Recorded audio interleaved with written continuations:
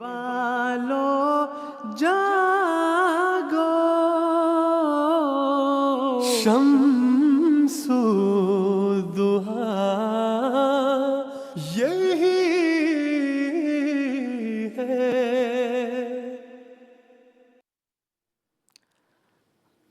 اعوذ باللہ من الشیطان الرجیم، بسم اللہ الرحمن الرحیم۔ السلام علیکم ورحمۃ اللہ وبرکاتہ۔ ناظرین، آج 2 دسمبر 2023 ہے اور جرمنی سے راہ ہدا کے پروگرام کے ساتھ ہم آپ کی خدمت میں حاضر ہیں۔ حسب سابق ہمارا آج کا پروگرام بھی لائیو پروگرام ہے، انٹریکٹیو پروگرام ہے، اور یہ سیریز جو جرمنی سے آپ کی خدمت میں پیش کی جا رہی ہے، اس کے آئندہ پروگرام بھی انشاءاللہ لائیو پیش کیے جائیں گے۔ اور آج کا یہ پروگرام بھی لائیو اس لیے پیش کیا جا رہا ہے کہ اگر آپ کے ذہن میں حضرت مرزا غلام احمد قادیانی علیہ السلام جو کہ بانی جماعت احمدیہ ہیں، آپ کے عقائد کے حوالے سے، آپ کی تعلیمات کے حوالے سے کسی بھی قسم کا کوئی سوال ہو تو سکرین پر جو نمبرز آپ کو دکھائے جا رہے ہیں ان پہ فون کر کے آپ یہاں پر ہم سے رابطہ کر سکتے ہیں، اپنے سوال پیش کر سکتے ہیں، اور ہم آپ کے سوالات یہاں پر پینل میں موجود علماء کی خدمت میں رکھیں گے اور آپ کے سوالات کے جوابات دیں گے۔ آج جو علماء ہمارے ساتھ شریک گفتگو ہیں ان میں مکرم و محترم شمشاد احمد قمر صاحب ہیں، اور اسی طرح مکرم و محترم رحمت اللہ بندیشہ صاحب ہیں۔ آپ دونوں کو بھی السلام علیکم ورحمۃ اللہ۔ وعلیکم السلام ورحمۃ اللہ وبرکاتہ۔ ناظرین، اگر انبیاء اور رسولوں کی جو خدا تعالیٰ کی طرف سے مبعوث ہوتے ہیں ان کی زندگی پر نظر دوڑائی جائے تو یہ بات سامنے آتی ہے کہ خدا تعالیٰ نے جب بھی کسی نبی اور رسول کو بھیجا اس کی صداقت کو مختلف دلائل کے ساتھ ثابت کیا، اور جن بھی دلائل کے ساتھ خدا تعالیٰ نے اس رسول کی صداقت کو ثابت کیا ان تمام دلائل کو مختلف پیرایوں میں قرآن کریم میں بھی بیان فرما دیا ہے۔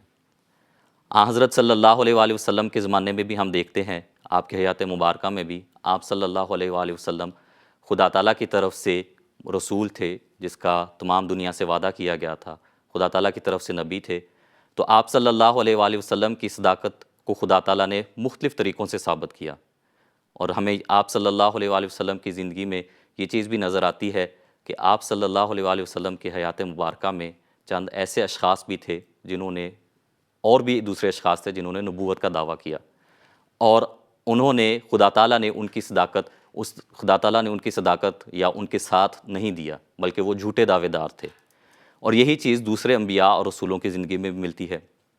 حضرت صلی اللہ علیہ وآلہ وسلم نے آخری زمانے کے حوالے سے فرمایا کہ ایک ایسا شخص خدا تعالیٰ مبعوث کرے گا جو خدا تعالیٰ کی طرف سے تائید یافتہ ہوگا، خدا تعالیٰ کی طرف سے ہوگا، خدا تعالیٰ اس کی صداقت کو ثابت کرے گا، اور حضرت صلی اللہ علیہ وآلہ وسلم نے اس سچے کو نبی اللہ کے نام سے موسوم کیا۔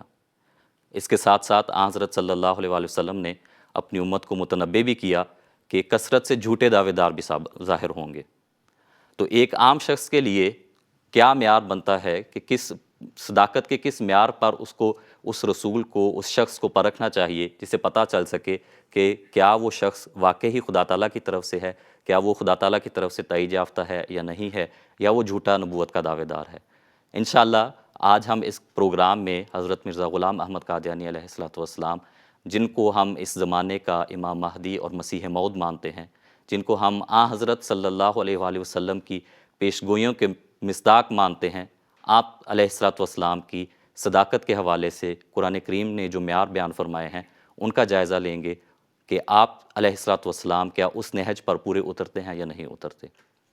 تو اس حوالے سے میں آج کا پہلا سوال بھی رحمت اللہ صاحب کی خدمت میں رکھنا چاہوں گا کہ جیسا بھی ذکر ہوا، دنیا میں جب بھی اللہ تعالیٰ کی طرف سے انبیاء آتے ہیں، سچے انبیاء آتے ہیں، تو جھوٹے نبوت کے دعویٰ کرنے والے بھی سامنے آتے ہیں، اور حضرت صلی اللہ علیہ وآلہ وسلم نے بھی 30 دعوے داروں کا، یعنی کثرت سے دعوے داروں کے ظاہر ہونے کا بیان فرمایا ہے، جو کہ حضرت مسیح علیہ السلام سے پہلے بھی آئیں گے اور بعد میں بھی آئیں گے۔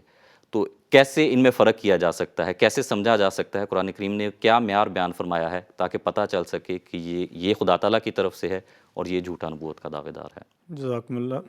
یہ بات بالکل 100% درست ہے کہ رسول اللہ صلی اللہ علیہ وسلم نے کم از کم ایک نبی اللہ کی امت محمدیہ کی اصلاح کے لیے پیشگوئی فرمائی ہے، دوسری طرف جھوٹے بھی ہیں۔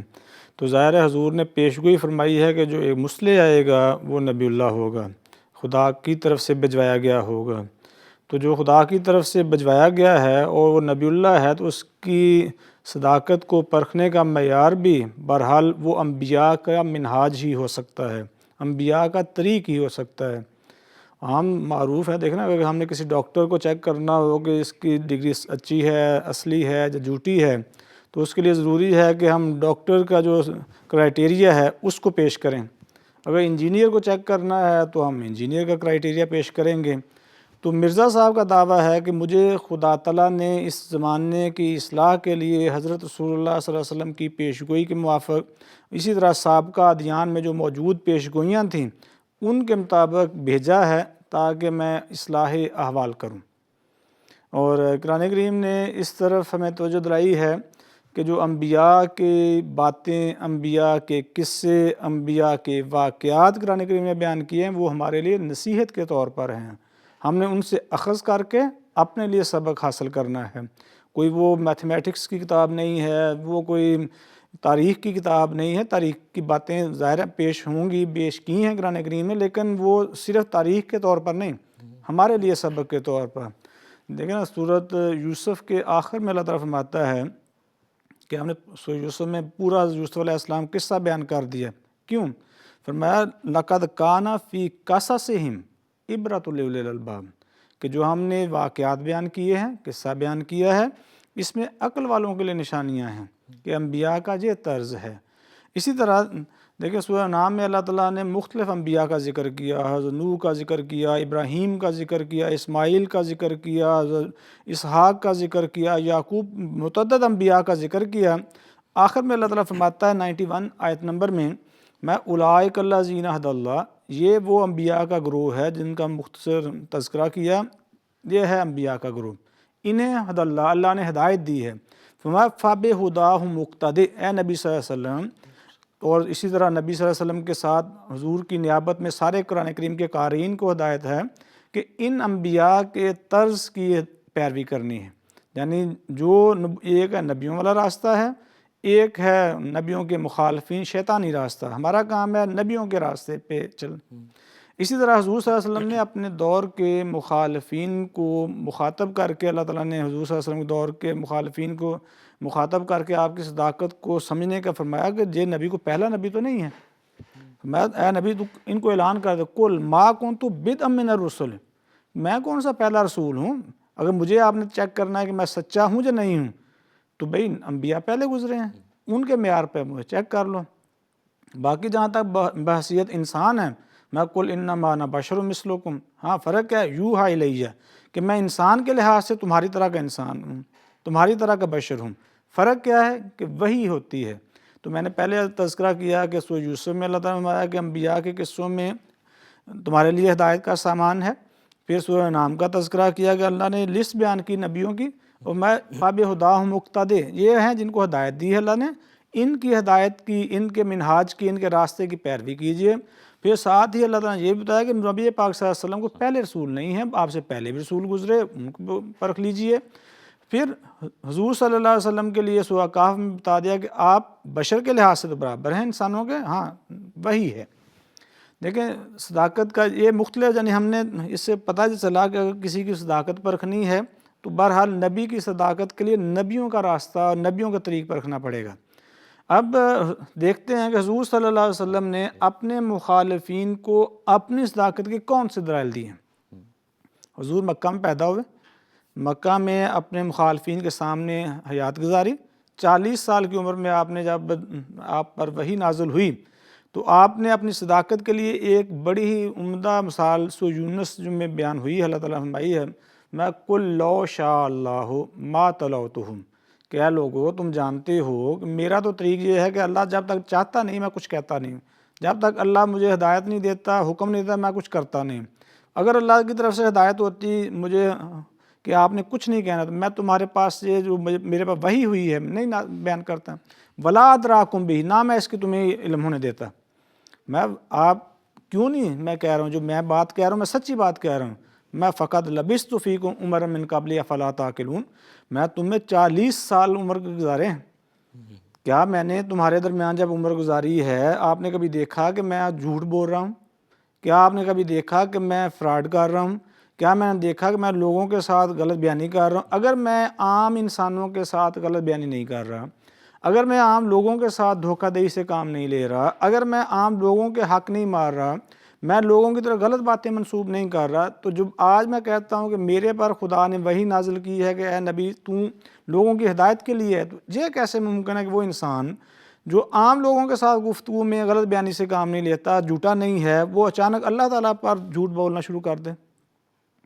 اسی لیے حضرت عیسیٰ علیہ السلام نے بھی کہا تھا نا، حضرت عیسیٰ نے اپنے مخالفین کو مخاطب کر کے فرمایا تم میں کون مجھ پر گناہ ثابت کرتا ہے؟ اگر میں سچ بولتا ہوں تو میرا یقین کیوں نہیں کرتے؟ اسی طرح ایک جگہ فرمایا میں اتنی مدت سے تمہارے ساتھ ہوں، کیا تم مجھے نہیں پہچانتے؟ یعنی وہ جو رسول اللہ صلی اللہ علیہ وسلم معیار پیش کیا ہے کیا کہ فقط لبثت فیکم عمرا من قبلہ، کہ میں آج اچانک نہیں ہوا ہے، میں تو 40 سال ایک عمر تمہارے میں گزاری ہے، تم میرے سارے اخلاق کو جانتے ہو۔ دوسری طرف حضرت عیسیٰ علیہ السلام یعنی اسلام میں بھی، اسلام سے قبل انبیاء نے بھی کیا کہا ہے کہ حضرت عیسیٰ بھی کہتے ہیں تم میرے میں کوئی گناہ منسوب کر سکتے ہو؟ یعنی ہمیں اس سے پتہ چلا کہ اگر ہم نے کسی کو پرکھنا ہے، آج دیکھنا حضور صلی اللہ علیہ وسلم یہ بات درست ہے، فرمایا کہ میری امت میں جھوٹے دعوے دار ہوں، ایک ان میں سچا بھی آنا ہے۔ اب اس جھوٹے اور سچوں میں فرق کیسے کریں گے؟ ظاہر ہے جو تو رسول اللہ صلی اللہ علیہ وسلم و انبیاء کے منہاج پر ہوگا وہ سچا ہوگا، جو انبیاء کے مخالف ہوگا وہ بہرحال جھوٹا ہوگا۔ تو یہی بات حضرت مسیح موعود علیہ السلام نے بیان کی ہے، بلکہ حضرت مسیح موعود علیہ السلام کے بیان سے میں ایک پہلے شیخ سعدی رحمہ اللہ کا ایک بڑا ہی معروف شعر ہے، انہوں نے لکھا ہے کہ در جوانی توبہ کردن شیوہ پیغمبری، کہ بھئی جو نوجوانی میں بھی توبہ کرنے والا پرہیزگار ہے نا نوجوان، وہ تو انبیاء کا شیوہ ہے۔ جھوٹے اس طرح نہیں ہو سکتے کہ نوجوانی میں جھوٹ بول رہے ہیں اچانک کہیں جی اب ہم بہتر ہو گئے، لیکن جو انبیاء ہیں وہ ان کے سابقہ زندگی، حال، مستقبل تینوں پاکیزہ ہوتے ہیں، اور نبی کی زندگی دعوے کے بعد بھی 100% پاکیزہ ہی رہتی ہے۔ فرق کیا ہوتا ہے؟ پھر مخالف کو حسن نظر نہیں آتا۔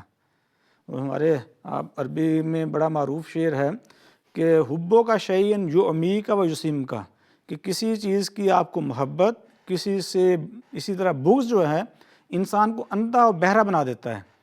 نبی کی جو دعوے سے پہلے کی زندگی ہے وہ امیدوں کا مرجع بھی ہوتا ہے، سارا کچھ ہوتا ہے، ہوتا بعد میں بھی اسی طرح ہی ہے، لیکن مخالفت کی بعد وہ پھر مخالف ہو جاتے ہیں۔ اس بات کو پیش کرتے ہوئے مسیح موعود علیہ السلام نے ایک سے زائد جگہ اپنے مخالفین کو جو جانتے تھے حضور کو پیش کیا، حضور نے بطور چیلنج کہ دیکھیں میں موعود ہونے کا دعویٰ کر رہا ہوں، میں کہہ رہا ہوں میں مسیح موعود ہوں، میں امام مہدی ہوں، مجھے انبیاء کے منہاج پر پرکھ لو۔ حضور نے چیلنج دیا کہ کیا تم میرے میں کوئی کمی کوتاہی نکال سکتے ہو؟ مثال کے طور پر مسیح موعود علیہ السلام تذکرۃ الشہادتین فرماتے ہیں تم کوئی عیب، افتراء یا جھوٹ یا دغا کا میری پہلی زندگی میں نہیں لگا سکتے، تا تم یہ خیال کرو کہ جو شخص پہلے سے جھوٹ اور افتراء کا عادی ہے یہ بھی اس نے جھوٹ بولا ہوگا۔ میں کون تم میں ہے جو میری سوانح زندگی میں کوئی نکتہ چینی کر سکتا ہے؟ میں پاس یہ خدا کا فضل ہے جو اس نے ابتدا سے مجھے تقوی پر قائم رکھا، اور سوچنے والوں کے لیے یہ ایک دلیل ہے۔ اسی طرح حضور نے اپنے مخالفین کو تریاق القلوب میں مخاطب کرتے ہوئے فرمایا میں براہین احمدیہ میں مجھ پر خدا تعالیٰ کی طرف سے یہ الہام ہوا، ہم جیسے پروگرام آگے بڑھے گا بتائیں گے بھی کہ براہین احمدیہ مسیح علیہ السلام کی جب تک حضور نے دعویٰ نہیں کیا تھا یہی لوگ تھے جو حضور کو اسلام کا اصل محافظ، ملجا، ماوا سمجھتے تھے۔ میں نے اس میں جو لکھا ہے، مجھے خدا نے وحی کی، میں نے براہین احمدیہ میں لکھی، کیا وحی ہوئی؟ مجھ پر خدا تعالیٰ کی طرف سے یہ وحی ہوئی کہ وَلَقَدْ لَبِثْتُ فِيكُمْ عُمَرًا مِّن قَبْلِهِ أَفَلَا تَعْقِلُونَ، یعنی ان مخالفوں کو کہہ دے کہ میں 40 برس تک تم میں ہی رہتا رہا ہوں، اور اس مدت دراز تک تم مجھے دیکھتے رہے ہو، میرا کام افتراء اور دروغ کا نہیں ہے، اور خدا نے ناپاکی کی زندگی سے مجھے محفوظ رکھا ہے۔ تو پھر جو شخص اس قدر مدت دراز تک یعنی 40 برس تک ہر ایک افتراء اور شرارت اور مکر اور خباثت سے محفوظ رہا اور کبھی اس نے خلقت پر جھوٹ نہ بولا، تو پھر کیوں کر ممکن ہے کہ برخلاف اپنی عادت قدیم کے اب وہ خدا تعالیٰ پر افتراء کرنے لگے؟ بلکہ جی مثلا اس سے بڑھ کے حضور نے مولوی محمد صاحب بٹالوی کو جو حضور کے ساتھ شروع سے رہتا تھا، جانتا تھا، اس کو خاص چیلنج دیا، میں تم تو میرے بڑے لکھتے ہو، اب میرے مخالفت ہو، میرے پر کفر کا فتویٰ لگانے والے سب سے اول ہو، میں کون سا آج اچانک نمودار ہوا ہوں، میں تم میں ساتھ رہا ہوں. حضور نے مخاطب کیا. حضور مولوی صاحب کو لکھتے ہیں، بلکہ کئی دفعہ عربی میں بھی عام بھی ہوتا ہے کہ کسی کو تھوڑا سا غیرت دلائی جائے نا، تو پھر غیرت میں آ کے وہ جو حقائق اصل وہ کھولنا شروع سامنے کرتے آتے ہیں. حضور نے یہ مولوی صاحب غیرت بھی دلوائی ہے کہ دیکھیں آج تو آپ میرے مخالفت کر رہے ہو، پہلے لکھ رہے تھے، اس لیے میں تمہیں ذرا غیرت دلاتا ہوں، کسی طرح تو ہلو، بتاؤ میں نے فلاں کام غلط کیا ہے، کچھ نہیں. حضور فرماتے ہیں کہ مجھے خدا تعالیٰ کی طرف سے اشارہ ہوا ہے، یہ نزول المسیح کا حوالہ ہے، میں کوئی مخالف کبھی تیری سوانے پر کوئی داغ نہیں لگا سکے گا. میں چنانچہ اس وقت جو میری عمر تقریباً 65 سال ہے، کوئی شخص دور یا نزدیک رہنے والا ہماری گزشتہ سوانے پر کسی قسم کا کوئی داغ ثابت نہیں کر سکتا. میں بلکہ گزشتہ زندگی کی پاکیزگی کی گواہی اللہ تعالیٰ نے خود مخالفین سے دلوائی ہے. میں جیسا کہ مولوی محمد صاحب نے نہایت پرزور الفاظ میں اپنے رسالہ اشاعت و سنہ میں کئی بار ہماری اور ہمارے خاندان کی تعریف کی، دعویٰ کیا کہ اس شخص کی نسبت، اس خاندان کی نسبت مجھ سے زیادہ کوئی واقف نہیں ہے، پھر انصاف کی پابندی سے بقدر اپنی واقفیت کے تعریفیں کی ہیں. میرے پاس ایک ایسا مخالف جو تکفیر کی بنیاد کا بانی ہے، پیش گوئی وَلَقَدْ لَبِثْتُ فِيكُمْ کا مصداق ہے. تو گویا حضور نے پیار سے ذرا بار بار توجہ دلا کے چلیں، حضور حیات رہے، حضور فات پاک آج 130 سال ہوئے جا رہے ہیں، تقریباً 125 سال ہو گیا ہے، تو کیا ابھی تک کوئی ایسے پیش کرتے ہیں؟ حضرت مسیح علیہ السلام کی حیات سے موجود کوئی پہلے کے واقعات نہیں. بعد میں تو دیکھیں نا، حضور صلی اللہ علیہ وسلم دعویٰ کیا تھا نا، میرے پہلی زندگی پہ آپ کوئی داغ نہیں لگا سکتے، ورنہ بعد کی زندگی میں تو مخالفین آج تک اعتراضات کر رہے ہیں. بعد میں جب مخالفت شروع ہو گئی تھی پاکیزہ زندگی، وہ بھی اس وقت حسن نظر نہیں آ رہا ہوتا، اس وقت مخالفت برائے مخالفت ہے.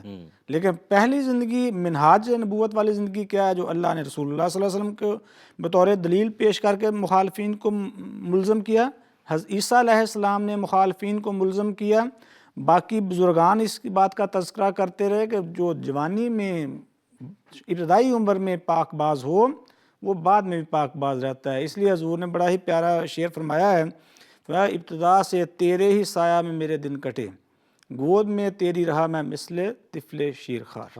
جزاکم اللہ. یعنی کہ جو معیار حضرت صلی اللہ علیہ وآلہ وسلم نے، جو دلیل حضرت صلی اللہ علیہ وسلم نے پیش کی تھی، جو دلیل حضرت عیسیٰ علیہ السلام نے اپنے جو ان کے سامنے لوگ تھے ان کے سب لیے پیش کی تھی، وہی دعوے سے قبل کی زندگی کی دلیل حضرت مسیح موعود علیہ السلام نے بیان کی. جزاکم اللہ. تو شمشاد صاحب، ابھی تو ہم نے دعوے سے پہلے کی زندگی کا ذکر کیا، تو کیا قرآن کریم میں کسی کے دعوے کی بعد کی زندگی کے حوالے سے بھی کوئی ثبوت دیا گیا ہے جس سے پتہ چل سکے کہ یہ سچا ہے؟ بات یہ ہے کہ قرآن کریم میں متعدد جگہوں پہ، متعدد مقامات پہ اللہ تعالیٰ نے ایسے نشان بیان فرمائے ہیں جن پہ اگر تھوڑا سا بھی انسان غور کرے تو ان سے ہدایت حاصل کر سکتا ہے. اب اس میں دیکھیں کہ جو سچا ہے خدا کی طرف سے ہے تو خدا تعالیٰ اس کو بھجوا کے مبعوث کر کے چھوڑ نہیں دیا کرتا، خدا اس کی پشت پہ کھڑا بھی ہوتا ہے، اس کی حمایت بھی کرتا ہے، مخالفوں سے اس کو بچاتا بھی ہے اور اس کے سلسلے کی بھی حفاظت کرتا ہے. اور جو جھوٹا ہوتا ہے وہ شیطان کی طرف سے ہوتا ہے اور خدا کی طرف سے تائید یافتہ وہ نہیں ہوتا. تو جو سچا ہے اس کی باتیں کلمات اللہ ہوتی ہیں، اللہ کی مدد سے وہ بول رہا ہوتا ہے، اور جو جھوٹا ہے وہ شیطان کی مدد سے بول رہا ہوتا ہے. جھوٹ ہے ہی شیطان کا کام ہے. تو ایک گویا کلمہ طیبہ ہے اور دوسرا کلمہ خبیثہ ہے. اللہ تعالیٰ نے ان کی دونوں کی مثال بیان فرما دی کہ اس پہ غور کریں گے تو آپ کو سچ اور جھوٹ واضح نظر آ جائے گا. اس میں خدا تعالیٰ فرماتا ہے سورہ ابراہیم میں کہ الم تر کیف ضرب اللہ مثلا کلمۃ طیبۃ کشجرۃ طیبۃ اصلھا ثابت وفرعھا فی السماء تؤتی اکلھا کل حین. کہ کیا تم نے دیکھا نہیں ہے کہ جو کلمہ طیبہ ہے وہ ایک پاکیزہ درخت کی طرح ہے. جیسے ایک پاکیزہ پودا ہوتا ہے، اس کی جڑیں مضبوط ہوتی ہیں زمین میں، آندھیاں طوفان اس کو اکھیڑ نہیں سکتے. وَفَرْعُهَا فِي السَّمَاءِ، اور اس کی شاخیں آسمان سے باتیں کر رہی ہوتی ہیں، یعنی وہ نشو و نما پا رہا ہوتا ہے، وہ وقت کے ساتھ ساتھ ترقی کرتا چلا جاتا ہے. اور پھر تُؤْتِي أُكُلَهَا كُلَّ حِینٍ، وہ ہر وقت پھل بھی دیتا ہے.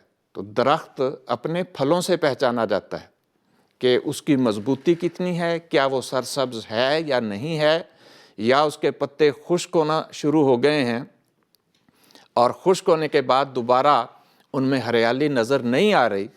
تو یہ چیزیں اگر ہیں پھر تو وہ واقعی وہ شجرہ خبیثہ ثابت ہوگا کہ اس کو وہ کیا کہتے ہیں، اس میں ہریالی نہیں ہے، زندگی کی علامات اس میں ختم ہو جاتی ہیں.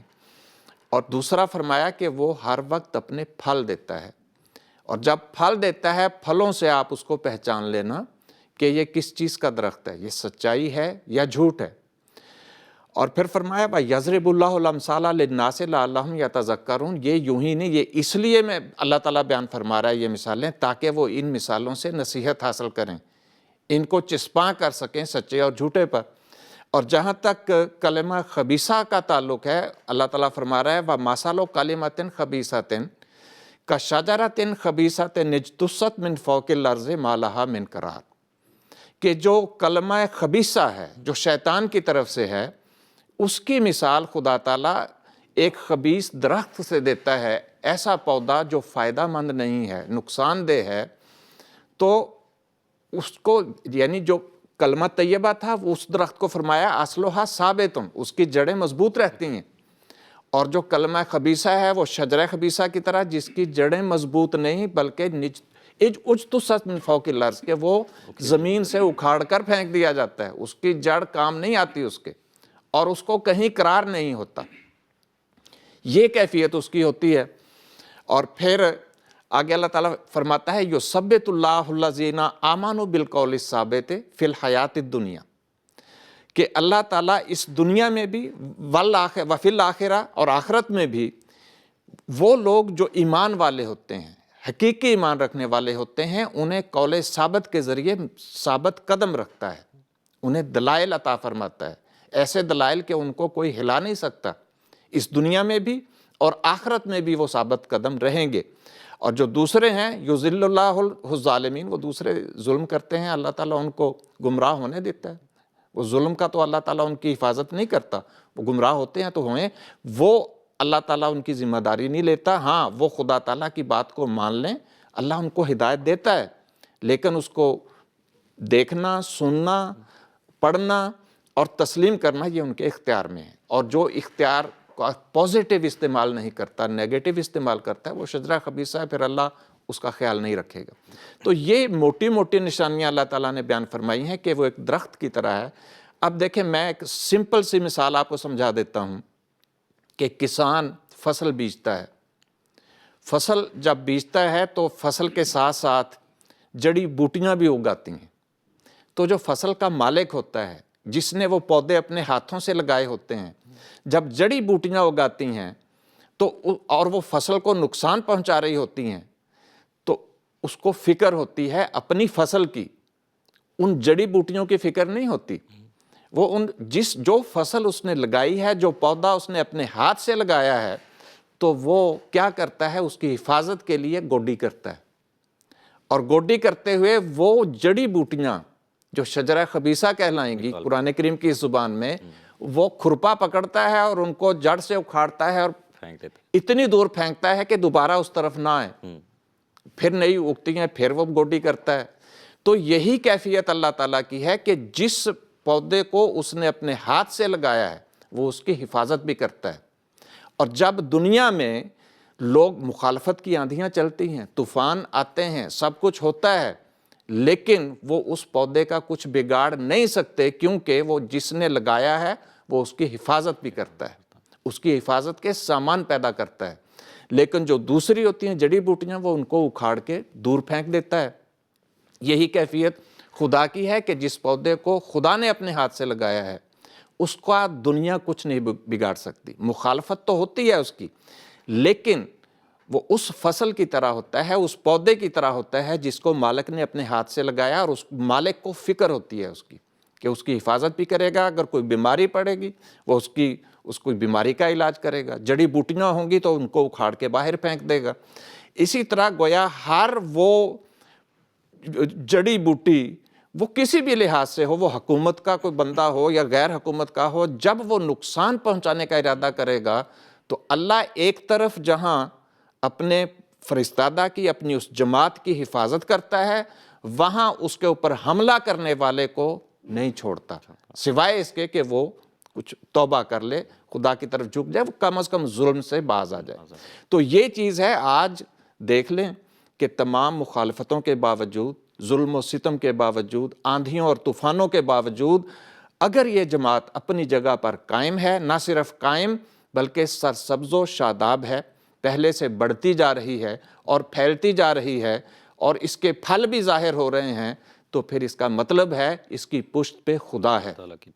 اور اگر اس کی پشت پہ خدا نہ ہوتا تو جتنی مخالفتیں حکومتوں میں رہ کے بھی حکومتوں نے بھی کی ہیں، تو اس کو جڑی بوٹی کی طرح اکھاڑ کر پھینک دینا چاہیے تھا. اور کوشش کی انہوں نے پھینکنے کی، اس کو کینسر قرار دیا، اس کو جڑ قرار دیا کہ یہ اسلام کے اوپر ہے، لیکن اکھاڑ کے پھینکنے والے خود اکھڑ گئے. اور یہ پودا اپنی جگہ پر نہ صرف قائم ہے بلکہ بڑھتا اور پھولتا پھلتا جا رہا ہے، اور اپنے پھلوں سے یہ ثابت کر رہا ہے کہ ہم خدا کے ہاتھ کا لگایا ہوا پودا ہیں. تو یہ میاں محمد بخش صاحب، ان کا ایک پنجابی شعر ہے کہ تیری اوٹ پناہ خدایا ہور نہیں کچھ سجدہ، جس دیوے نو آپے بالیں کدوں کسے تو بجھدا. کہ جو چراغ خدا نے اپنے ہاتھ سے جلایا ہے وہ چراغ دنیا کی آندھیوں سے نہیں بجھ سکے گا، اور یہی اس کی صداقت کا نشان ہوتا ہے. جزاکم اللہ. رحمت اللہ صاحب، ابھی ہم ذکر کر رہے تھے، آپ نے گزشتہ سوال کے جواب میں بھی اس کا ذکر کیا کہ بعض مخالفین جو بعد میں جب دعویٰ حضرت مسیح موعود علیہ السلام نے کیا اس کے بعد آپ کے مخالف ہو گئے، تو اس سے پہلے انہوں نے کوئی اچھے تاثرات یا کسی برے تاثرات کا دعوے سے پہلے کی زندگی کو، جس کو معیار حضرت مسیح موعود علیہ السلام نے بنایا تھا آن حضرت صلی اللہ علیہ وسلم کی سنت کے مطابق، تو اس کے حوالے سے کوئی ایسے ان کی رائے، ان کے تاثرات ملتے ہیں، اچھے ہوں یا برے؟ تو اس حوالے سے اگر آپ رہنمائی. یہ بات درست ہے، بالکل وہی میں نے پہلے بھی کہا تھا نا کہ نبی جو ہے، مرسل جو ہے، جب تک وہ دعویٰ نہیں کرتا، اس کی حیات جو ہے، اس کے قول جو ہیں، اس کی باتیں جو ہوتی ہیں، وہ دوسرے سارے جو مان رہے ہوتے ہیں کہ یہی حیات آئندہ زندگی ہے لوگوں کی. جس طرح حضرت صالح علیہ السلام کے لیے اللہ تعالیٰ نے ان کا قول محفوظ رکھا. اللہ تعالیٰ نے قرآن کریم نے کہ مخالفین کہتے تھے کہ یا صالح ہو قد کنت فینا مرجوا قبل ھذا، کہ اے صالح تو اس سے پہلے ہماری تو امیدوں کا مرجع تھا. یہی بات بالکل حضرت مسیح موعود علیہ السلام کے متعلق بھی ثابت ہے. وہ اشخاص جنہوں نے آپ پہ ہر طرح کے کفر کے فتوے لگائے، مخالفت کی، وہ پہلے آپ کو ہی سب کچھ سمجھتے تھے. ابھی تذکرہ حضرت صلی اللہ علیہ وسلم خاص طور پہ مولوی محمد صاحب بٹالوی کا جو شروع سے حضور کے ساتھ تھا اس کا کیا، میں نے بھی تذکرہ کیا حضور کے حوالے سے. ان کے میں اس کے ایک دو حوالے بیان کرتا ہوں. حضور نے کتاب لکھی براہین احمدیہ. نہ صرف مولوی صاحب نے براہین احمدیہ پہ 200-250 بلکہ 300 صفحے کا ریویو لکھا. کتاب کی ضخامت بھی اتنی، اس پر ریویو بھی اتنا ہی تقریباً. بہرحال اس نے ریویو لکھا، بلکہ اس میں جا بجا حضرت مسیح علیہ السلام کی اتنی تعریف کی، اور بعد اپنے مخالفین کو مخاطب کر کے کہتا تھا میری تعریف کو غلط بیانی نہ سمجھ لیں.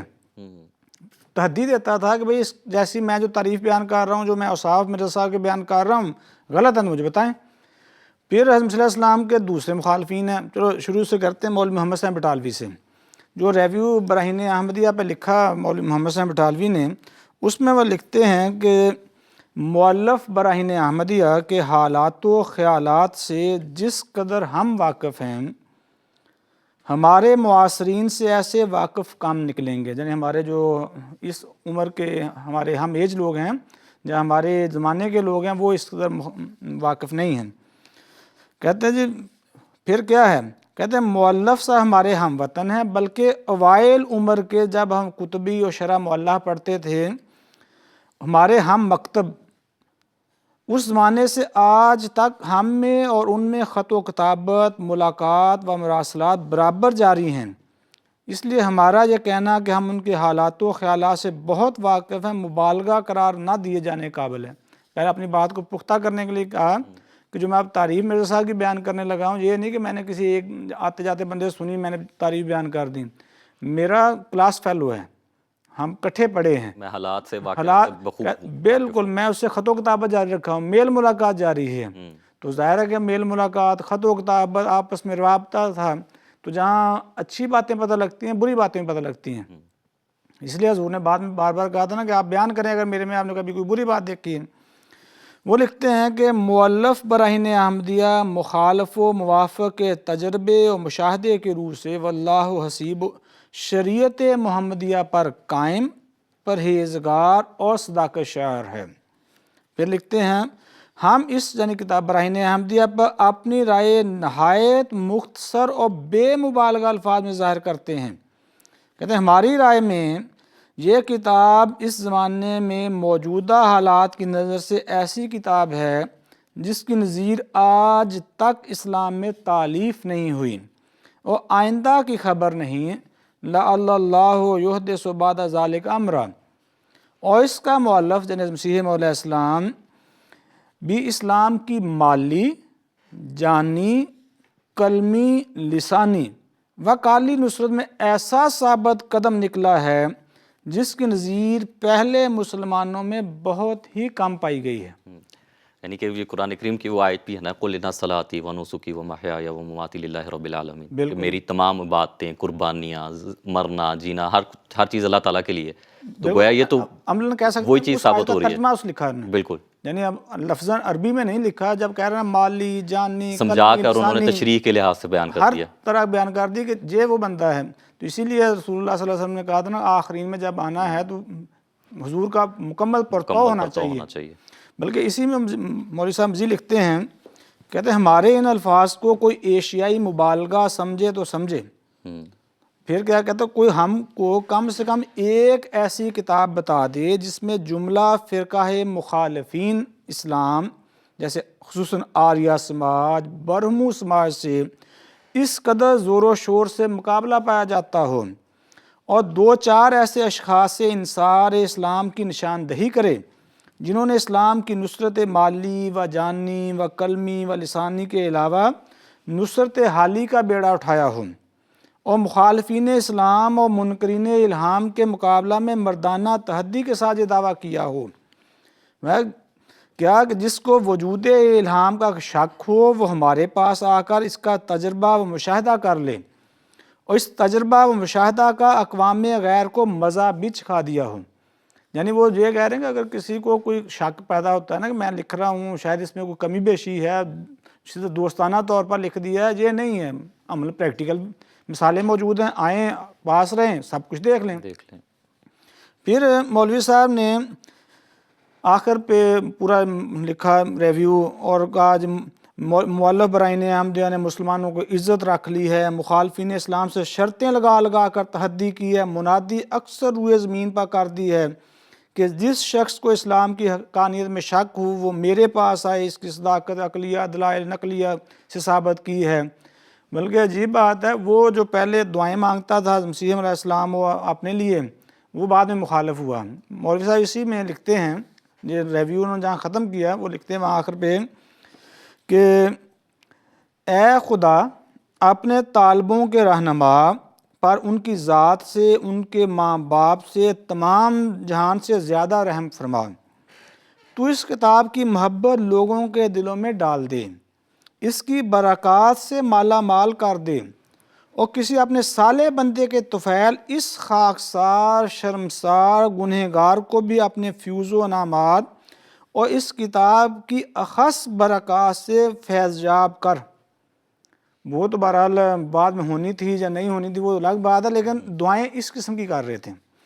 میں بتا رہا تھا کہ یہ کوئی ایک نہیں، دو نہیں، متعدد ہمارے پاس اس قسم کے حوالے ہیں۔ وقت کی مناسبت سے ایک کہتے ہیں میں حوالہ پیش کر دیتا ہوں۔ ایک اور اگر ہو جائے تو حضرت مسیح موعود علیہ السلام نے ابھی براہین احمدیہ لکھی نہیں تھی پوری، تو کچھ حصہ لکھا۔ حضور کے جو اخبار ہے، جو کتاب ہے، اس کے اشتہارات اخبارات میں شائع ہونا شروع ہو گئے تھے۔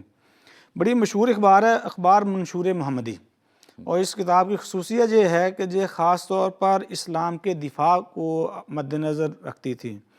کوئی برہم سماج اعتراض کرے، کوئی آریہ اعتراض کرے، ہندو کرے، عیسائی کرے، کوئی اعتراض کرتا تھا، فوری طور پر اس کتاب کا اس اعتراض کا جواب دیتے تھے۔ دوسری اس اخبار کی بڑی جو خوبی تھی کہ جو کم مقدرت والے مؤلفین تھے، مثال کے طور پر کسی نے مضمون لکھا، اس کے پاس اتنے سرمایہ نہیں ہے کہ مضمون کو کتابی شکل میں شائع کر دے، یہ مضمون اچھا ہے تو یہ اس کو شائع کرتے تھے۔ حضرت مسیح موعود علیہ السلام کے اشتہارات بھی اس میں شائع ہوتے رہے ہیں۔ پھر نہ صرف اشتہارات شائع ہوئے بلکہ اس اخبار میں حضرت مسیح علیہ السلام کی جو کتاب براہین احمدیہ تھی اس پر ریویو لکھا اس نے بھی۔ میں نے پہلے ریویو پڑھ کے سنایا مولوی محمد صاحب بٹالوی کا اخبار کا ریویو، وہ بھی اس نے گھر میں بیٹھے کوئی خط لکھ کے نہیں اخبار میں شائع کیا۔ اسی طرح اخبار منشور محمدی میں بھی یہ شائع ہوا۔ مثال کے طور پر اس نے جو پہلا ریویو لکھا اس میں وہ لکھتے ہیں کہ جی جا الحق و زہق الباطل، کہ حق آ گیا باطل دوڑ گیا، ان الباطل کان زہوقا، کہ باطل کے لیے تو مقدر یہ ہے کہ وہ دوڑنا ہے، جانا ہے۔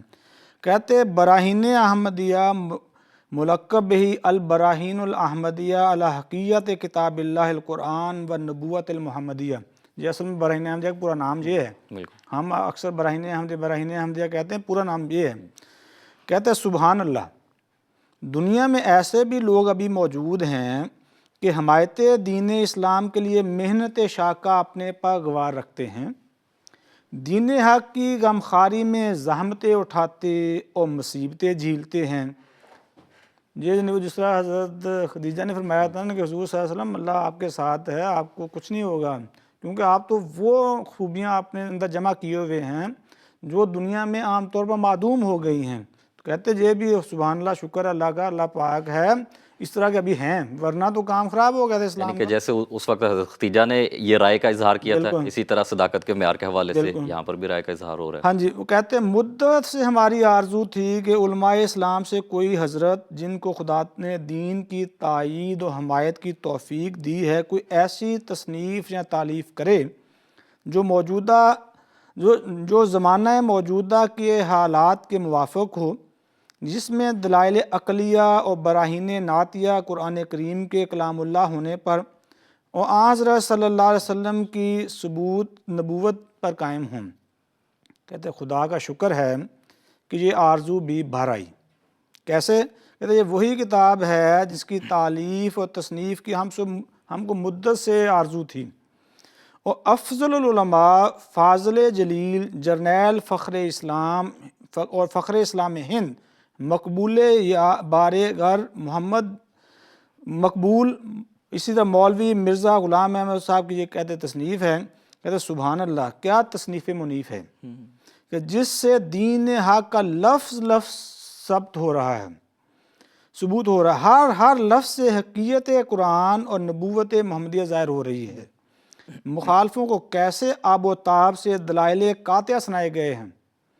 پھر جب دوسرا اس نے ریویو لکھا، پہلے اسے کا الگ لکھا، دوسرے کا الگ لکھا، اشتہارات شائع کیے، مسلمانوں کو ترغیب دی، اس میں وہ لکھتے ہیں کہ یہ وہی لاجواب کتاب ہے جس کو فخر اہل اسلام ہند اسوۃ المحققین اور مرزا صاحب کا نام کہتا ہے نے کمال تحقیق و تدقیق سے تالیف کر کے منکرین اسلام پر حجت اسلام پوری کر کے پھر بوادہ انعام 10,000 روپیہ شائع کیا ہے۔ کہتے ہیں اس کتاب کی زیادہ تعریف کرنی ہمارے حد امکان سے باہر ہے، اور حقیقت یہ ہے کہ جس تحقیق و تدقیق سے اس کتاب میں مخالفین اسلام پر حجت اسلام قائم کی گئی ہے وہ کسی کی تعریف اور توصیف کی محتاج نہیں۔ اثبات اسلام و حقیقت نبوت و قرآن میں حقیقت نبوت و قرآن میں یہ لاجواب کتاب اپنا نظیر نہیں رکھتی۔ اور بھی میں کہتے ہیں الفضل ما شہادت بالاعداء، کہ حقیقی فضیلت ہوتی وہ ہے جب مخالفین بھی اقرار کر لیں، اس کا اعتراف کر لیں۔ تو دیکھیں یہ کتاب حضور نے لکھی، کچھ گھر میں الگ الماری میں چھپا کے نہیں رکھی تھی، شائع کی۔ اخبارات اس پہ ریویو لکھ رہے ہیں، ایسے ریویو لکھ رہے ہیں، کہہ رہے ہیں کہ ایسی کتاب شائع نہیں ہوئی، اس قدر اس کا مؤلف حمایت اسلام میں اب سر تا پا غرق ہے۔ تو وہ جو دن رات حمایت اسلام میں لگا ہوا تھا، جس کا اٹھنا بیٹھنا خالص اسلام کے لیے تھا، جب وہ کہتا ہے کہ مجھے اب اللہ نے کہا ہے کہ تو ہی وہ مجدد ہے، تو ہی وہ موعود ہے، تو ہی وہ مسیح ہے، وہ اس کے مخالف ہو جاتے ہیں۔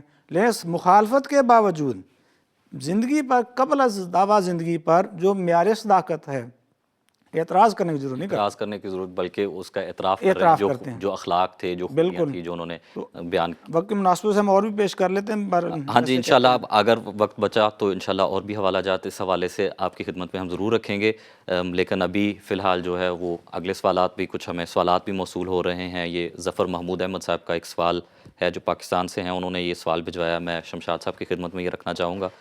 وہ کہتے ہیں کہ سورہ الحج کی آیت 76، یعنی کہ اللہ فرشتوں میں سے رسول چنتا ہے اور انسانوں میں سے بھی، اس کی روشنی میں اجرائے نبوت کی وضاحت فرمائیں۔ دیکھیں، یہ انہوں نے سورۃ الحج آیت 76 اور ایک اور سورت ہے، اس میں انہوں نے صداقت مسیح موت کے حوالے سے پوچھا ہے۔ لیکن یہ جو آیت ابھی آپ نے بیان کی، اس میں اللہ تعالیٰ فرماتا ہے اللہ یستفی من الملائکۃ رسلا و من الناس، کہ اللہ تعالیٰ چنتا ہے رسول، کن میں سے؟ فرشتوں میں سے اور لوگوں میں سے۔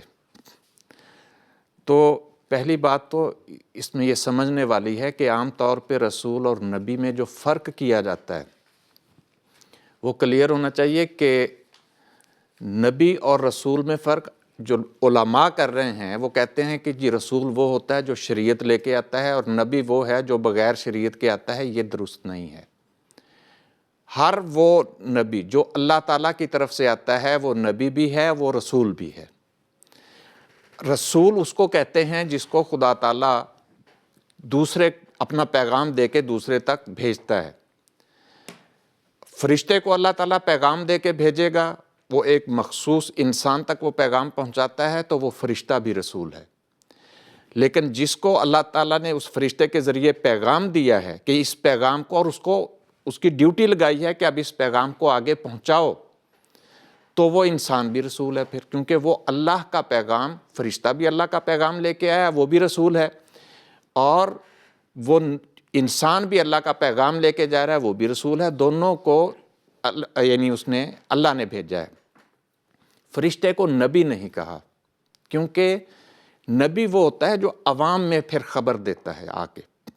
فرشتہ یعنی جبرائیل امین حضور صلی اللہ علیہ وسلم تک یا اس نبی تک پیغام لے کے آتے ہیں جہاں اللہ تعالیٰ نے ان کی ڈیوٹی لگائی ہوتی ہے۔ وہ پوری دنیا کو وہ پیغام نہیں جا کے سناتے، ہاں آگے پھر اس نبی کا کام ہوتا ہے، اس رسول کا جو اللہ کا، وہ اللہ کا رسول وہ بھی ہے، لیکن وہ چونکہ تمام لوگوں کو اس پیغام کی خبر دیتا ہے تو نبا ان خبر کو کہتے ہیں، اور نبیون وہ ہے جو بہت زیادہ خبریں خدا سے پاتا ہے اور لوگوں میں دیتا ہے۔ تو جس کو خدا نے مقرر کر دیا، اس کی ڈیوٹی لگا دی کہ میرا پیغام لے جاؤ، تو وہ پیغام اگر کسی ایک خاص بندے تک ہے وہ رسول ہے، اور جب وہ عوام کو دینا ہے تو وہ خبر بن جاتی ہے، پھر وہ صرف پیغام نہیں رہتا، پیغام تو صرف ایک بندے تک ہے۔ اب یہ رسول کا لفظ عام ہے، نبی کا لفظ عام نہیں ہے، اس لیے کہ رسول خدا کا بھی ہو سکتا ہے، اور رسول جو عام طور پہ ہم کسی کو پیغمبر بنا کے بھیجتے ہیں اس کو بھی رسول و فلان ان کے فلاں کا رسول آیا ہے، کیا مطلب؟ اس کا پیغام لے کے آیا ہے کوئی شخص۔ اس لیے فرشتہ بھی رسول ہو سکتا ہے، انسان بھی رسول ہو سکتا ہے، یہ لفظ عام ہے، لیکن نبی کا لفظ فرشتے کے لیے نہیں بولا جاتا، وہ صرف اس انسان کے لیے بولا جاتا ہے جو اس فرشتے کے ذریعے خدا سے خبریں پاتا ہے، اور ان خبروں کو پھر دنیا میں وہ جس قوم کے لیے ڈیوٹی ہے وہ وہاں پہ پہنچاتا ہے۔ ایک تو یہ ایک بات کلیئر ہونی چاہیے۔ دوسری، اس آیت میں بھی اللہ تعالیٰ یہ فرما رہا ہے، یہ نہیں فرمایا کہ اللہ تعالیٰ فرشتوں اور انبیاء میں سے رسول چنتا تھا، ماضی کی بات نہیں کی اللہ تعالیٰ نے، یہ مضارع کا صیغہ ہے۔ اللہ یستفی، اللہ تعالیٰ چنتا ہے، اس کا مطلب ہے کہ جب اس میں ماضی بھی شامل ہے، حال بھی شامل ہے، مستقبل بھی شامل ہو سکتا ہے، تو اس میں یہی ہے کہ اللہ تعالیٰ یہ فرما رہا ہے کہ اللہ تعالیٰ رسول چنتا تھا فرشتوں میں سے بھی، یعنی اپنے فرشتے کو مقرر کرتا تھا، وہ جس انسان کو اللہ نے چنا ہوا ہے اس انسان تک وہ وحی لے کے جاتا تھا، اور انسانوں میں سے بھی جس انسان تک وہ فرشتہ جبرائیل وحی لے کے جاتا تھا وہ بھی رسول، تو یہ اللہ پہلے بھی کرتا تھا، اللہ اب بھی کرتا ہے، اللہ آئندہ بھی کر سکتا ہے یا کرے گا، یہ اس کی خدا تعالیٰ کی منشا ہے۔ منشا ہے۔ تو اس سے یہ چیز ثابت ہوتی ہے کہ نبوت بند نہیں ہوئی۔ اگر نبوت بند ہوتی تو پھر یہ نہیں کہنا چاہیے تھا کہ اللہ چنتا ہے، بلکہ کانا یستفی، کہ وہ چنتا تھا، اب نہیں چنتا، پھر یہ ہونا چاہیے تھا۔ ٹھیک ہے، جزاکم اللہ۔ رحمۃ اللہ صاحب، اسی طرح یہ جب حضرت مسیح موعود علیہ السلام کا، چونکہ ہم آپ کے دعوے کے بارے میں اور آپ کے عقائد کے بارے میں بات کر رہے ہیں، تو جب کسی کے پاس کوئی دلیل نہیں رہتی تو وہ مختلف قسم کے ہیلے بہانے تراشنے کی کوشش کرتا ہے۔ تو ذیشان صاحب ہیں انڈیا سے، وہ یہ سوال کرتے ہیں کہ غیر احمدی مولوی جو ہیں وہ مسیح موعود علیہ السلام کی وفات کے بارے میں جھوٹ پھیلاتے ہیں، اور پھیلایا ہوا ہے انہوں نے، وہ کہاں تک سچ ہے؟ مسیح موعود علیہ السلام کی وفات ہوئی ہے لاہور میں، اور حضور اکیلے تو نہیں تھے وہاں پہ، حضور کے ساتھ پوری فیملی تھی، حضور کے اصحاب موجود تھے، اور لمحہ لمحہ کی رپورٹنگ موجود ہے کہ حضور فلاں وقت حضور کو کیا ہی ہے، حضور بیمار ہوئے ہیں، فلاں وقت حضور نے نماز کے لیے اٹھے ہیں، پوچھا کہ نماز کا ٹائم ہوا کہ نہیں ہوا، دوبارہ آپ پہ غنودگی طاری ہو گئی ہے، بے ہوشی کی کیفیت طاری ہو گئی ہے، اور تقریباً صبح 10 بجے کے قریب مسیح موعود علیہ السلام کی وفات ہوئی ہے۔ تو سب کے سامنے وفات ہوئی ہے، کہ پردہ غیب میں تو کوئی وفات نہیں ہوئی۔ باقی جہاں تک جو مولوی بیان کرتے ہیں کہ نعوذ باللہ حضور پاخانہ خانے میں گر گئے تھے، تو یہ بات 100% غلط ہے۔ دیکھیں نا، کیسے پتہ چل سکتا ہے ہمیں کہ مولوی تو وہاں موجود نہیں تھے، جہاں تو مسیح علیہ السلام کے بیٹے موجود تھے، حضور کی اہلیہ موجود تھیں، حضور کے اصحاب موجود تھے، حضور کے سسر موجود تھے، باقی حضور کے کسی بیٹے بچے اولاد نے بیان نہیں کیا کہ حضور کی وفات واش روم میں ہوئی ہے۔ حضور کی بیگم نے نہیں جی بیان کیا، حضور کے صحاب نے نہیں جی بیان کیا۔ اس طرف سے تو بات ہوگی مکمل کہ ان میں سے کسی نے نہیں کہا کہ آپ کی وفات ہوئی ہے اس میں واش روم میں، اور یہ وہ لوگ وہاں پہ تھے یہ جو موقع پہ موجود تھے۔ اب سر ہے کہ مولویوں کو کیسے پتہ چلا؟ 2 طریق ہیں۔ جہاں تو وہ کہیں کہ ہمیں خدا تعالیٰ نے وحی کی ہے کہ مرزا صاحب نعوذ باللہ واش روم میں فوت ہوئے ہیں، تو پتہ لگ جائے گا۔ اور عجیب بات ہے، جس طرح بھی شمشاد صاحب بیان کر رہے تھے کہ ہمارے نزدیک تو وحی بھی جاری ہے، اللہ تعالیٰ اپنے نبوت کا انعام بھی جس کو چاہے دے سکتا ہے۔ غیر احمدیوں کے نزدیک بالعموم نبوت کے ساتھ ساتھ اب وحی بند ہے، وحی کے تو ویسے منکر ہیں، وحی نہ وہ کہتے ہیں کہ ہمیں وحی آئی ہے۔ دوسرا یہ ہے کہ حضرت مسیح علیہ السلام واش روم بیٹھے ہیں، کیا نعوذ باللہ جو واش روم میں جھانک رہے تھے، اتنے غیر تربیت یافتہ لوگ تھے، پھر ان کو کس نے بتایا ہے؟ وہ اس کی آج کل نہیں ہے کہ تعویل کیا کرتے، کہتے نہیں، بات یہ ہے دراصل کہ حضور کی وفات تو وہاں پہ چارپائی پہ ہوئی ہے، لیکن چارپائی کے آخر میں جب حضور واش روم گئے تھے تو حضور کے لیے بالٹا جو اس میں حضور نے آخر میں قضائے حاجت جب پیشاب کیا وہ قریب رکھ دیا گیا تھا، ہم اس لیے ساری جگہ کوئی واش روم قرار دے رہے ہیں۔ تو بھئی سب کے ساتھ یہی ہوتا ہے۔ حضرت عائشہ رضی اللہ عنہا کی روایات موجود ہیں کہ نبی پاک صلی اللہ علیہ وسلم کی جب وفات ہوئی ہے تو اسی طرح ہی تھی، بلکہ ایک روایت میں لکھا ہے کہ حضرت عائشہ کہتی ہیں کہ حضور نے واش روم کی حضور کو حاجت محسوس ہوئی، حضور بالا، حضور نے پیشاب کیا، اس کے بعد حضور بس میرے سینے پر حضور کا سہارا آیا، پتہ ہی نہیں لگا کب حضور کی وفات ہو گئی۔ تو ورنہ تو یہ کہنا ماننا پڑے گا کہ جتنے بھی بیچارے اب ہسپتال میں جاتے ہیں بیمار ہیں، بالعموم بزرگان اس کیفیت میں ہوتے ہیں، وہ سارے کے سارے واش روم میں فوت ہو رہے ہیں۔ کوئی حیا بھی چیز ہوتی ہے، جہاں تو وہ دلیل ہو نا، جو دلیل ہے صداقت انبیاء کی اس طرف نہیں آتے، اس قسم کے اپنا گند دکھانے کے لیے کہ ہم اندر سے کتنے گندے ہیں یہ بات بیان کرتے ہیں۔ ہاں، جو تعلیم پیش کی ہے مرزا صاحب نے، جو دلائل دیے ہیں، جو منہاج نبوت پر اپنے آپ کو پیش کیا ہے، اس کی طرف آتے نہیں۔ ٹھیک ہے، جزاکم اللہ۔ یعنی کہ ان جھوٹی باتوں میں سے جو اور بھی من گھڑت باتیں ہوتی رہتی ہیں، یہ بھی ویسے جیسے ایک الزام ہے میں جو دیکھیں نا، لگتا رہتا ہے۔ نبی پاک صلی اللہ علیہ وسلم کے لیے پہلے کہا تھا کہ ما جربنا حدیث میں لکھا ہے کہ ہم نے آپ پر کبھی کوئی جھوٹ سنا نہیں، آپ پہ تجربہ نہیں کیا ہمیں جھوٹ کا۔ بعد میں یہی کہتے ہیں ساحر کذاب، نعوذ باللہ انتہا درجے کے جھوٹے۔ تو وہ مخالف جو پہلے کہتے تھے آپ صادق و امین ہیں، وہی بعد میں جھوٹا کہنے بعد شروع میں ہو رائے گئے۔ بدل جاتی ہے۔ تو رائے بدلنے سے تو کوئی مسئلہ نہیں ہے، وہ پہلے مخالف تھے، پہلے کہتے تھے بہت اچھے، بعد میں وہی مخالف ہو گئے۔ ٹھیک ہے، جزاکم اللہ۔ شمشاد صاحب، آپ نے گزشتہ سوال کے جواب میں یہ ذکر کیا تھا شجرہ طیبہ کے حوالے سے، تو کیا کوئی ایسا بھی ذکر ہے کہ آنے والی جو جماعت ہے وہی واقعی میں شجرہ طیبہ کے طور پر اس کو دیکھا جائے گا؟ دیکھیں آنے والے دور میں کس جماعت کو شجرہ طیبہ اللہ تعالیٰ بیان فرما رہا ہے کہ حضور صلی اللہ علیہ وسلم نے آنے والے کی پیش گوئیاں کی ہیں. وہ آنے والا ایک بندے کی ہی پیش گوئی ہے، باقی اللہ تعالیٰ بہتر سمجھتا ہے کہ اس نے اس کے بعد بھی کسی کو بھیجنا نہیں بھیجنا، لیکن جس کی پیش گوئی ہے اس کا مطلب ہے وہ حضور صلی اللہ علیہ وسلم کی امت میں سے ہونا ہے. امام مہدی اور مسیح موعود ہوگا وہ شخص، اور حضور صلی اللہ علیہ وسلم کی امت میں سے ہوگا، اور حضور صلی اللہ علیہ وسلم کے ہی ساتھیوں میں گویا ہوگا. سورہ فتح میں اس کی آخری آیت ہے، اللہ تعالیٰ حضور صلی اللہ علیہ وسلم اور آپ کے ساتھیوں کی کچھ خصوصیات بیان فرما رہا ہے. اللہ فرماتا ہے محمد رسول اللہ صلی اللہ علیہ وسلم والذین معہ اشداء علی الکفار رحماء بینہم، کہ ایک تو ان میں خصوصیت یہ ہے کہ وہ اپنے عقیدے پر مضبوطی کے ساتھ قائم ہوتے ہیں. اس معاملے میں یعنی عقیدے کے معاملے میں وہ نرمی برداشت نہیں کرتے، ہاں آپس میں دوسری باتوں میں ان میں نرمی ہوتی ہے. اور دوسرا فرمایا تراہم رکعا سجدا یبتغون فضلا من اللہ و رضوانا.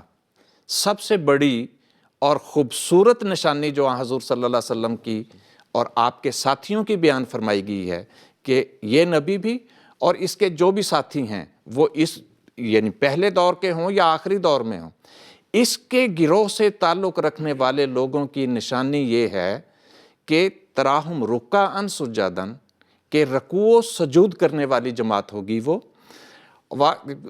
یبتغون فضلا من اللہ، اور وہ اللہ کے فضل کے ہی بس امیدوار ہوں گے، دنیا داری ان میں نہیں ہوگی، یعنی اس رنگ میں جس طرح عام طور پہ دنیا کی ہوتی ہے. اور یہ بات اللہ تعالیٰ مثال دیتے ہوئے تورات اور انجیل کے بھی مثال کہ یہ پہلے نبیوں میں بھی یہی چیز تھی، اور محمد رسول اللہ صلی اللہ علیہ وسلم کی اور آپ کی امت کی اور آپ کے ساتھیوں میں بھی یہی چیز پائی جائے گی کہ یہ جب ہوگا تو فرمایا یہ کیسے چہرہ ہوگا، سیماہم فی وجوہہم من اثر السجود. یہ رکوع و سجود کا جو ذکر ہو رہا ہے یہ ان کے چہروں سے عیاں ہوگا، یعنی اتنا واضح فرق ہوگا اس بات میں کہ دوسروں کی نسبت دیکھ کپڑے پہنے ہوتے ہیں پورے جسم پر لیکن چہرہ پھر بھی ہر ایک کو نظر آ رہا ہوتا ہے. اور عام طور پہ یہ محاورہ بھی ہے کہ تمہارے چہرے سے یہ چیز ظاہر ہو رہی ہے، یا فلاں چیز چہرے کے اوپر داغ ہے، تو کیا مطلب ہے ان کا چہرہ واضح طور پر یہ ظاہر کر رہا ہوگا، دیکھنے سے نظر آئیں گے کہ یہ بندے رکوع و سجود کرنے والے ہیں اور خدا تعالیٰ کے اس گروہ میں شامل ہیں جو محمد مصطفیٰ صلی اللہ علیہ وسلم کا گروہ ہے. فرمایا ذالک مثلہم فی التوراۃ، یہ تو ہے تورات میں، ومثلہم فی الانجیل، انجیل میں ان کی یہ مثال بیان کی ہے کہ ان کی مثال کیسی ہے، کزرع، ایک پودے کی. اب وہاں پہلی جو آپ نے فرمایا کہ اس میں شجرہ طیبہ کا ذکر ہے، یہاں بھی زرعین کا، یعنی اس میں بھی وہ زراعت کا، کھیتی کا، پودوں کا ہی ذکر ہے کہ ایسے پودے کزرعین اخرج شطأہ، ایک بیج سے کونپل نکلتی ہے، فآزرہ، مضبوط ہوتی ہے، فاستغلظ، اور پھر وہ ذرا موٹی ہو جاتی ہے، اور فاستوی علی سوقہ، پھر اپنے ڈنٹھل پر قائم ہو جاتی ہے، تنے کے یعنی ایک تنا بن جاتا ہے مضبوط. تو یہ چیز جب اس کے اندر پیدا ہوتی ہے اس کا نتیجہ کیا ہوتا ہے، یعجب الزراع، کہ جو مالک ہوتا ہے اس کھیتی کا وہ اس سے بہت خوش ہوتا ہے. یعنی پہلے فرمایا کہ یبتغون فضلا من اللہ ورضوانا، تو یہ فرمایا کہ جب وہ بڑھتی ہے تو مالک خوش ہوتا ہے، تو یہی تو وہ رضا چاہتے ہیں، اللہ کی خوشی تو چاہتے ہیں. اور پھر دوسرا نتیجہ لیغیظ بہم الکفار، جو اس کا انکار کرنے والے ہیں اس کو ان کی ترقی برداشت نہیں ہوتی، وہ حسد میں، حسد کی آگ میں، غصے میں، بغض میں جلتے چلے جاتے ہیں، وہ بڑھتے چلے جاتے ہیں. اور پھر اللہ تعالیٰ فرماتا ہے وعد اللہ الذین آمنوا وعملوا الصالحات منہم مغفرۃ واجرا عظیما، کہ ان میں سے وہ لوگ جو ایمان اور عمل صالح کرنے والے ہیں ان کے لیے اللہ تعالیٰ کا مغفرت اور اجر عظیم کا وعدہ ہے.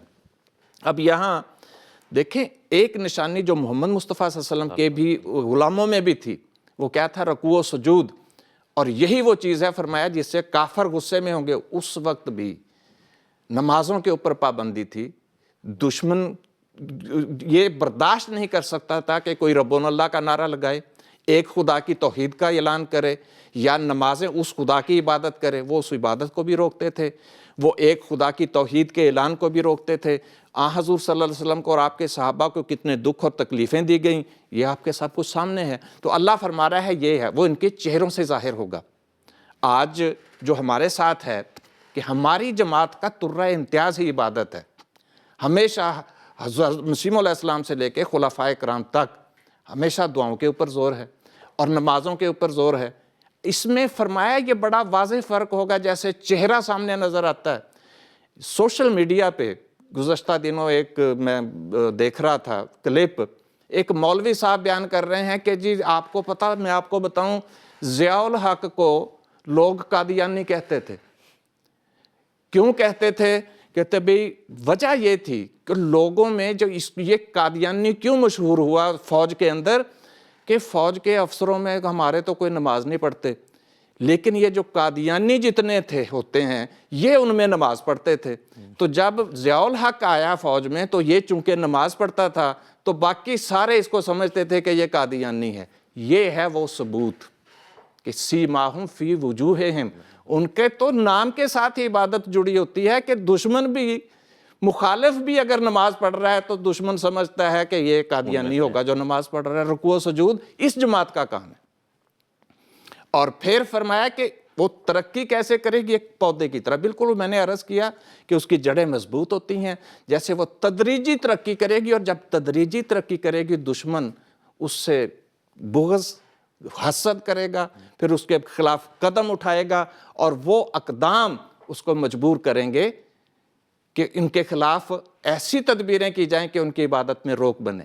اور تیسری نشانی اس میں بتایا کہ وعد اللہ الذین آمنوا وعملوا الصالحات منہم مغفرۃ، کہ جو ایمان اور عمل صالح کریں گے ان محمد مصطفیٰ صلی اللہ علیہ وسلم کے ساتھیوں میں سے، اللہ ان کی مغفرت کے سامان کرے گا اور اجر ان کو عطا فرمائے گا۔ یہ ایمان اور عمل صالح جب اکٹھے ہو جائیں تو آپ کو پتہ ہے کیا ہوتا ہے؟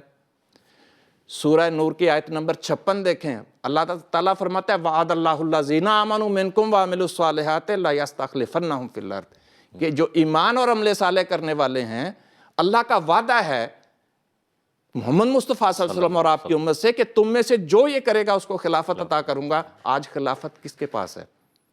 خلافت وہ پودا ہے جس کو اکھاڑنے کی پوری کوشش کی لیکن نہیں اکھاڑ سکے۔ تو مقصد کہنے کا یہ ہے کہ یہ آیات بتا رہی ہیں، آج دیکھیں وہ کون سی جماعت ہے، اور یہی حضور نے بھی فرمایا تھا ما انا علیہ و اصحابی، کے بھی اس کی نشانی یہ ہوگی جیسے میں اور میرے صحابہ ہیں۔ آج ما انا علیہ اصحابی پر کون سی جماعت پوری اتر رہی ہے؟ وہ کون سی جماعت ہے جس کے رکوع و سجود کے اوپر پابندیاں لگا دی گئی ہیں؟ وہ کون سی جماعت ہے جس کے رکوع و سجود کی جگہ کو مسجد تک کہنے کی اجازت نہیں ہے، یہ بھی جرم قرار پایا ہے؟